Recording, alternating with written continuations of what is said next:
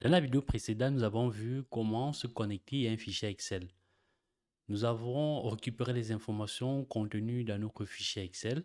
Dans cette vidéo, nous allons voir comment vérifier les données. Une fois que vous avez importé les données dans Tableau, il va falloir penser à vérifier ces données. Alors, pour vérifier ces données, on va tout simplement se rassurer que effectivement chacune de ces colonnes porte le bon type. Donc là, nous avons les données au niveau de l'ID ligne, nous avons les données du type entier. Donc si nous cliquons sur ce symbole-là, on va voir qu'effectivement, ce sont des données de type entier. Et ça, c'est une détection par défaut.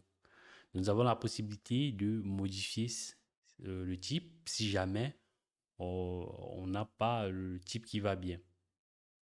Donc ici, au niveau des achats, là, nous avons le type chaîne de caractères. Au niveau de la colonne date de commande, nous voyons très bien que là, nous avons le type date.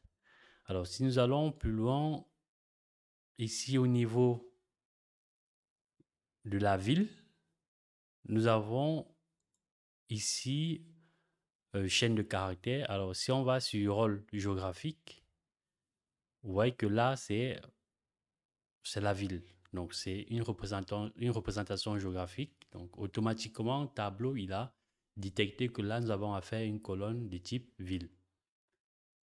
Pareil, si nous allons sur la région, alors là, sur la région, nous avons plutôt une chaîne de caractères et pourtant, c'est une représentation géographique. Au niveau du pays, vous voyez très bien qu'on a une représentation géographique. Donc ça, nous pouvons modifier. Alors, si nous cliquons là, nous avons rôle et puis on va tout simplement sélectionner État, province, comme ceci. Et vous voyez que la représentation géographique apparaît. Ici, vous voyez, on a un carré.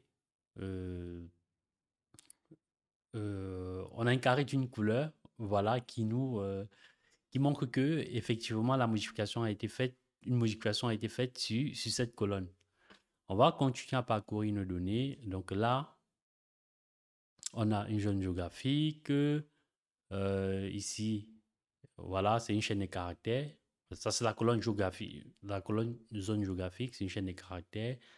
ID produit, etc. Là sont des valeurs, sont des nombres décimales. Vous voyez qu'il détecte très bien un nombre entier. Ici, nombre décimal, pourquoi? Parce que voilà, ce sont des valeurs avec des virgules. Ici, au niveau des remises, il voit très bien que ce sont des nombres décimales. Et au niveau des achats, pareil. Alors, ce que nous allons faire d'autre, ici, nous allons tout simplement scinder la colonne nom du client. Donc, nous constatons que dans la colonne nom du client, on a le nom et le prénom. Donc, pour scinder, vous avez cette petite icône. Vous cliquez dessus. Et puis, vous avez la possibilité soit de scinder automatiquement, soit de scinder euh, en personnalisant, en fait. Vous pouvez personnaliser. Donc, on va cliquer tout simplement sur scinder. Et là, ce qu'il va faire, il va nous créer deux nouvelles colonnes. Vous avez nom client sender 1, nom client sender 2. Donc ici, on va tout simplement renommer. Donc, vous voyez, vous faites tout simplement un clic droit et vous avez renommé. On va appeler tout simplement nom. Et ici, on va faire un clic droit pour renommer la colonne que nous allons appeler prénom. Donc vous voyez que là, nous avons scindé et nous avons le bon type. C'est du type, voilà, une chaîne de caractères. Pareil là, OK.